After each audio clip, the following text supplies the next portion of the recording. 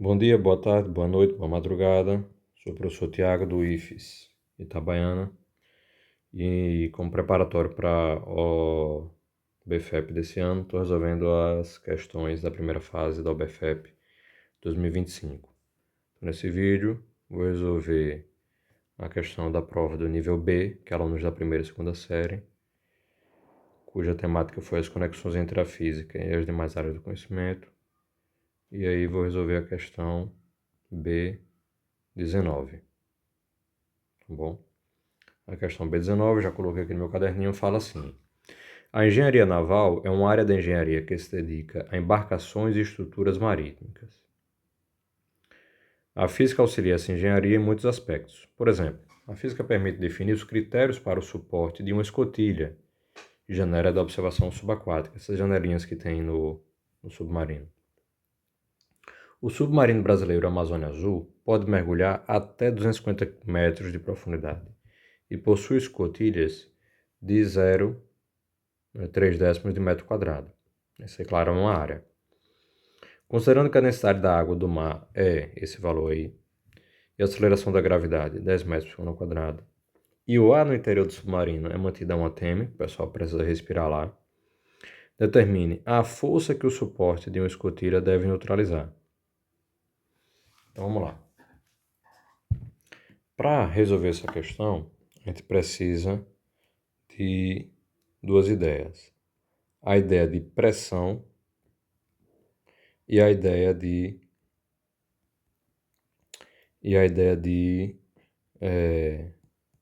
pressão hidrostática.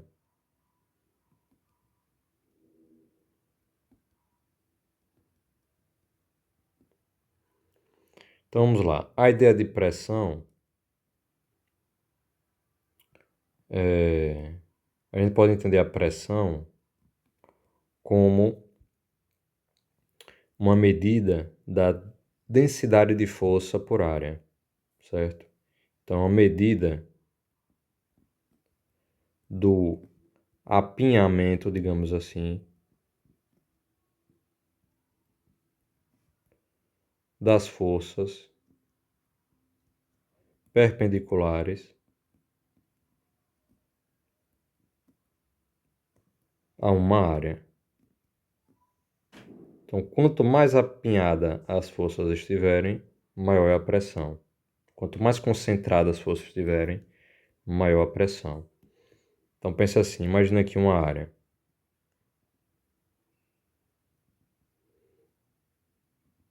Imagina aqui uma área. Denotemos por A.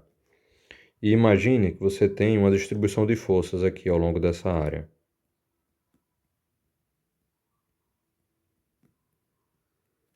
Por exemplo, uma água no aquário, né? A água faz força em toda a base do aquário. Então, tem situações em que a força está distribuída, né? Ou quando você está em pé, a força do seu pé se distribui na palmilha de um tênis, por exemplo, né? Então, você tem várias forças aí distribuídas numa área, e todas elas atuando perpendicularmente à área, né? Então, qual é a ideia? Você pode somar todas essas. Então, essa situação, você pode pensar nessa situação assim, em que você repete a área,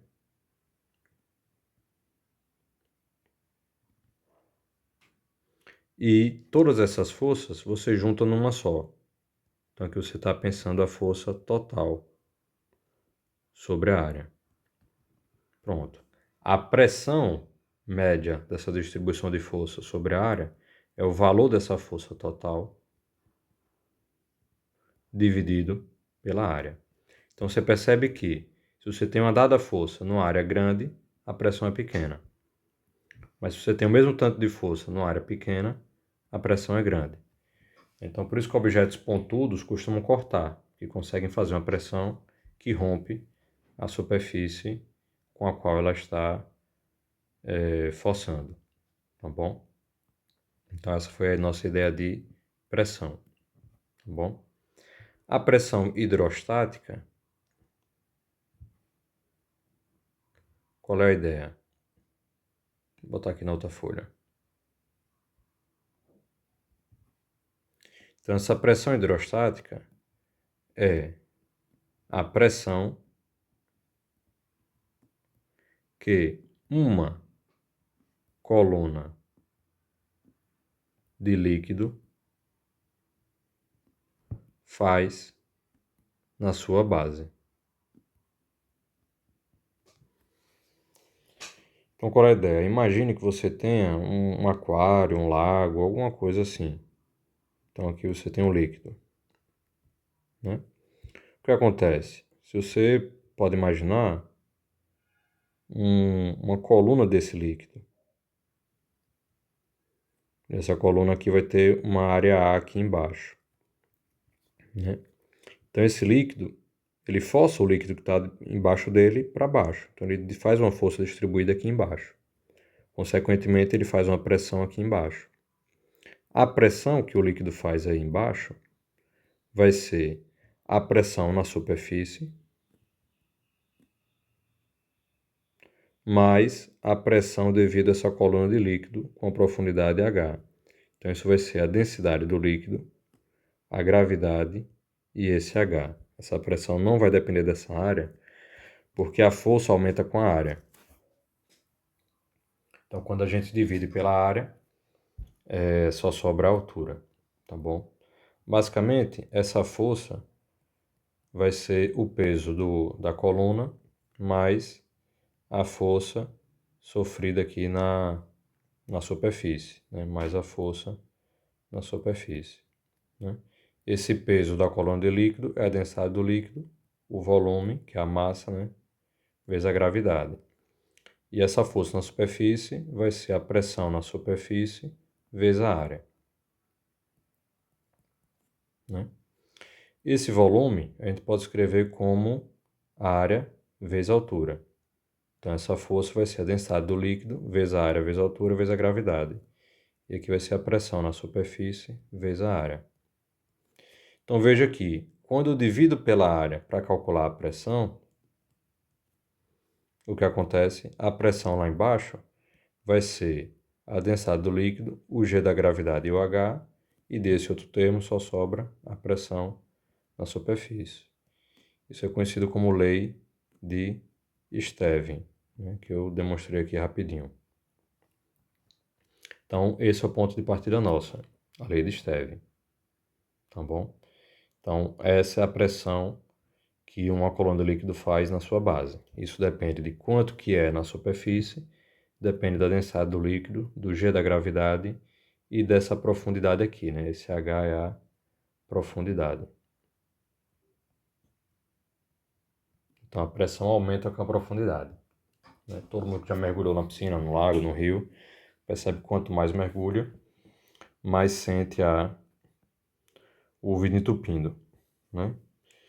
Então, com esses conhecimentos, a gente pode voltar para a questão. Então, como que é a questão? A questão é para imaginar que um submarino, né, a escotilha de um submarino, né, numa profundidade aqui, H de 250 metros. É isso? O submarino brasileiro Amazônia Azul pode mergulhar até 250 metros de profundidade, possui escotilhas de 0,3 metros quadrados de área.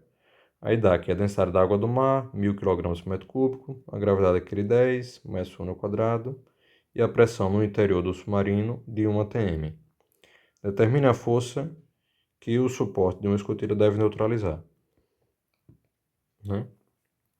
Então, a essa profundidade, a gente vai ter uma pressão externa à janela, que vai depender, que a gente não sabe quanto que é, né? Mas vai depender desse H. Dado esse H, tem uma pressão externa, tá bom? Agora vamos imaginar o seguinte. Imagine, deixa eu ver se eu consigo desenhar razoável. Imagine que aqui fosse a escotilha. Não ficou bom não.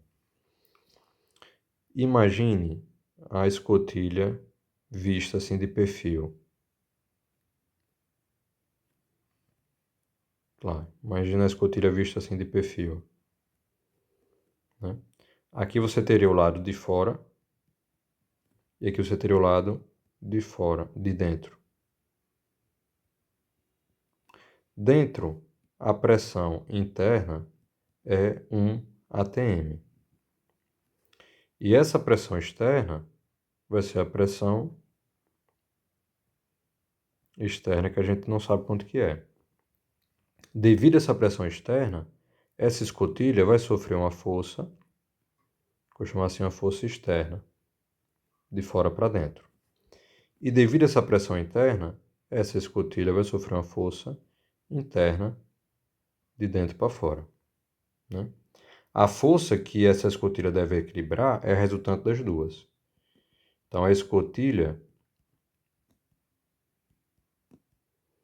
deve equilibrar as duas juntas. As duas juntas vai dar uma força resultante de fora para dentro. Então, deve equilibrar uma força resultante que vai ser a força externa menos a força interna. É essa força que a gente quer descobrir, a qual que ela tende a equilibrar, né? Claro que a força externa é maior do que a interna, né? Porque devido à profundidade a pressão aumenta, logo a força vai aumentar, tá bom? Então, esse daqui que a gente quer descobrir, vou chamar isso aqui de equação 1. Então, vamos lá. A força externa, isso vai ser a pressão externa vezes a área da escotilha, né? A área, a questão forneceu. É aquele 0,3 metros quadrados, né? A densidade do líquido, a questão também forneceu, que é os 1.000 kg por metro cúbico. E o G da gravidade, a questão também forneceu, que é os 10 metros por segundo ao quadrado. Tá bom? Essa pressão externa, quem é ela? Vai ser a pressão na superfície mais a densidade do líquido, o G, vezes o H. E o H é aqueles 250 metros de profundidade. Então, essa pressão externa a gente tem. E aqui está a área. Tá bom? Então, veja. A pressão na superfície, claro, vai ser a pressão de 1 atm, que é a pressão atmosférica, né? Então, temos esse cara, temos esse, temos esse, temos esse, temos esse. Substituindo todo mundo, teremos a força externa, tá bom? Vou chamar isso aqui de equação 2. Veja, tentarei obter uma expressão para a força que ela tem que equilibrar, que é essa equação 1 toda. Depois eu vou lá e substituo, tá bem? Já a força interna, isso vai ser a pressão interna vezes a área. E essa pressão interna, a questão já falou que é 1 atm também. Pronto, vou chamar isso aqui de equação 3. Então veja, se eu substituir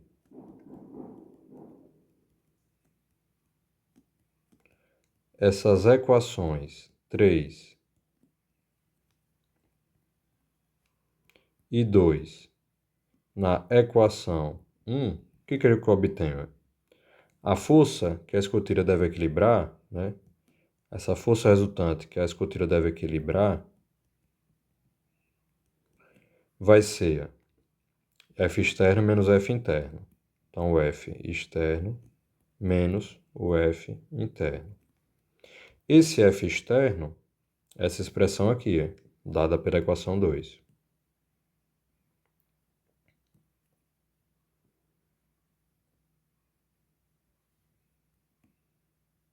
Tá bom? E o F interno é esse P interno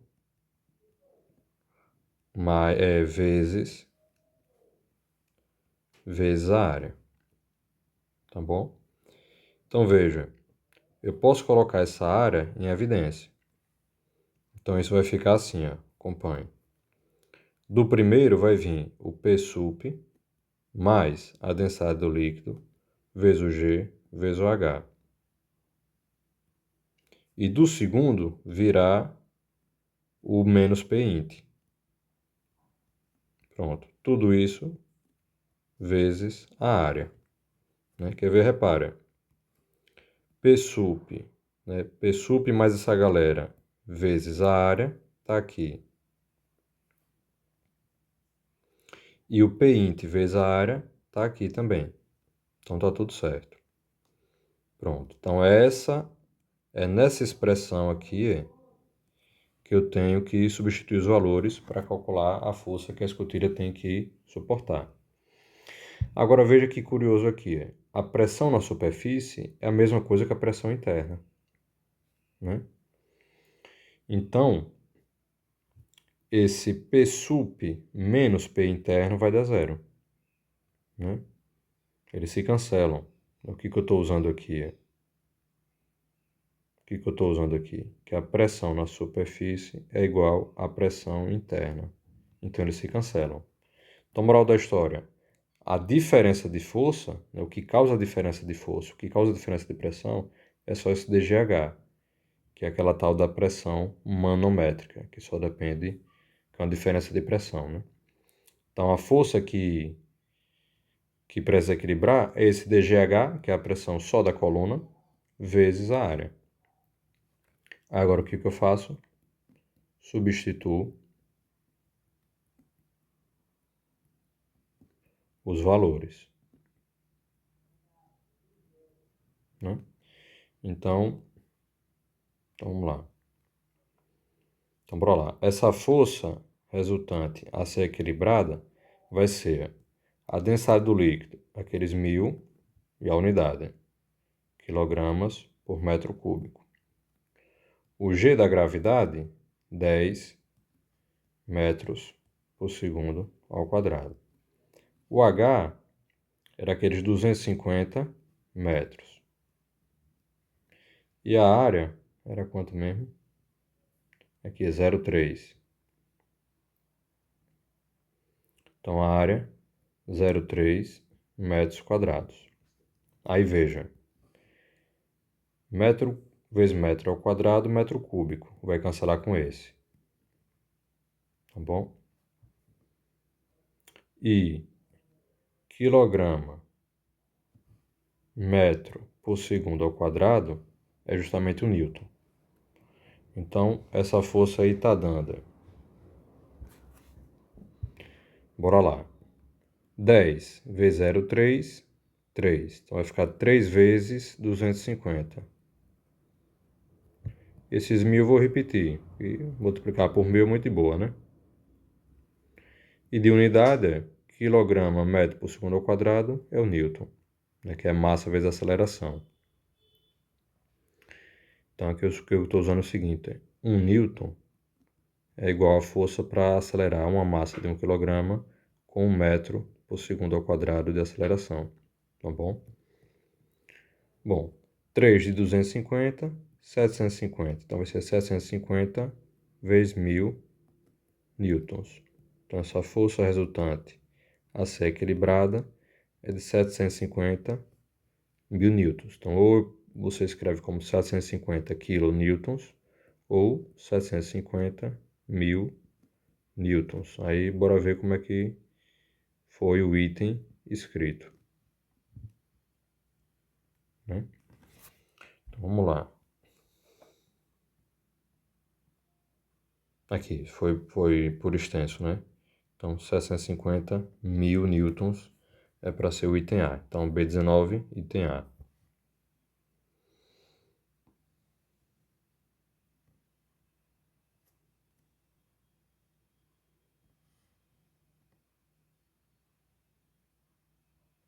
Pronto, maravilha aqui. B19, item A. Tá bom? Então, com isso acaba esse vídeo e até a próxima.